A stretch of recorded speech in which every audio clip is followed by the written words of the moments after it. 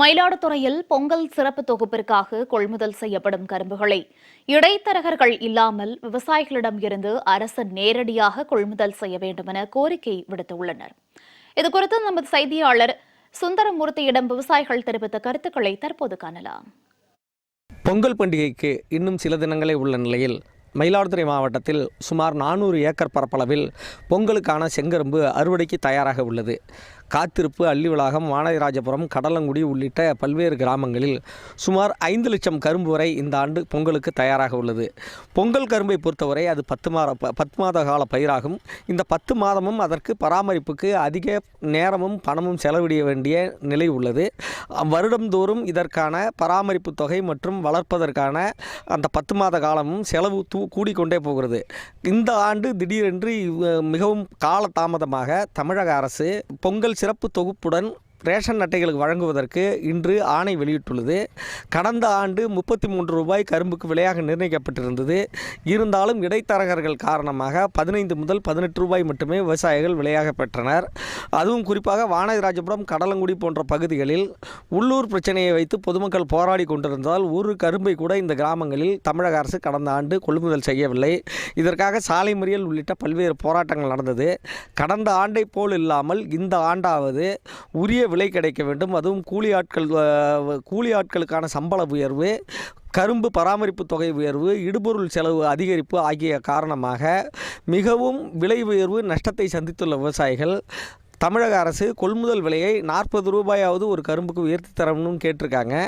அதே சமயத்தில் இடைத்தரகர்கள் இல்லாமல் நேரடியாக கரும்புக்கான கொள்முதல் தொகையை விவசாயிகள்கிட்டமே கொடுக்கணும்னு சொல்லியிருக்காங்க. கரும்பு கொள்முதல் பற்றி நீங்கள் என்ன தமிழக அரசுக்கு கோரிக்கை வைக்கிறீங்க?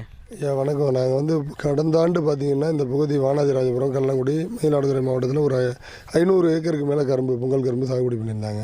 அதில் வானதிராஜபுரம், கடலங்குடி பகுதியில் கொள்முதல் பண்ணாமல் பல கட்ட போராட்டமும் நடத்தணும். கொள்முதல் பண்ணாமல் இங்கே மிகப்பெரிய நட்டத்துக்கு ஆளானோம். இந்த ஆண்டு முதல்வர் இந்த திட்டத்தை இருக்கிற சூழலில் நேற்று தான் அறிவிச்சிருக்காங்க. அதுவும் காலதாமதமாக. அதுக்கு நாங்கள் முதல்வருக்கு நன்றியை தெரிவிச்சுக்கிறோம். எங்களுக்கு இந்த பகுதியில் முன்னுரிமை கொடுத்து கரும்பு கொள்முதல் பண்ணணும். எங்களுக்கு செலவு கிட்டத்தட்ட 30 ரூபா 35 ரூபா கிட்ட செலவாகிடுது. அப்போ எங்களுக்கு ஒரு 40 ரூபா அந்த கரும்புக்கு விலை நிர்ணயித்து இடைத்தரகர் இல்லாமல் எங்கள் விவசாயிகள்கிட்ட கரும்பை நேரடியாக வாங்கினாதான் விவசாயிகளுக்கு நட்டம் இல்லாமல் இருக்குங்கிறத நம்ம முதல்வருக்கு தெரிவிச்சுக்கிறோம். விவசாயிகளோட முக்கியமான கோரிக்கை என்னென்னு பார்த்தீங்கன்னா, கொள்முதல் செய்யப்படும் கரும்புக்கான ஆதார விலையை உயர்த்தி தரணும். அப்படி இருந்தால் தான் இப்போ கொள்முதல் செய்யப்படுற கரும்பானது வெளி மார்க்கெட்டிலும் விலை இறங்காமல் இருக்கும். மேலும் தரமாக வளர்த்து வச்சுருக்கோம். ஆனால் இடைத்தரகர்கள் காரணமாக நாங்கள் மிகுந்த நஷ்டத்துக்கு உள்ளாயிருக்குன்னு சொல்லியிருக்காங்க. கரும்பு விவசாயி சங்கர்கிட்ட கேட்போம். வணக்கம், சொல்லுங்கள் உங்கள் கோரிக்கை. போன ஆண்டு எங்களுக்கு கரும்பு சரியான முறையில் எடுக்கலை. எங்கள் ஊரில் நாங்கள் பழைய நிலம் இங்கே கரும்பு போட்டிருக்கோம். இருந்தாலும் இந்த முறையை முதலமைச்சர் அறிவித்தது ரொம்ப சந்தோஷமாக இருக்குது. எங்களுக்கெல்லாம் மிக்க மகிழ்ச்சி. நீங்கள் நல்ல விலை, ஆதார விலையை நிர்ணயம் பண்ணுற விலையை டைரெக்டாக விவசாயிக்கே சென்றடையுமாறு நீங்கள் செஞ்சு கொடுக்கணும்.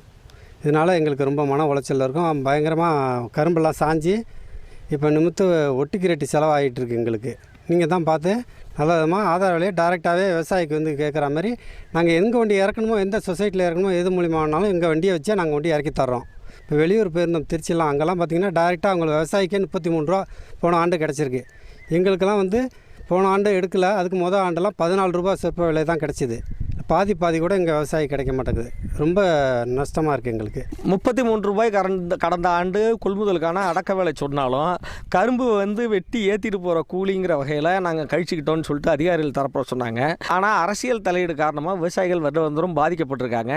இப்போ இந்த கரும்பை பார்த்திங்கன்னா நாங்கள் சொல்கிற இடத்துல நாங்களே வெட்டி கொண்டு ஏற்றுறோம், அதிகாரிகள் கண்காணிப்பு பணியில் இருந்தால் மட்டும் போதும்ன்றிருக்காங்க.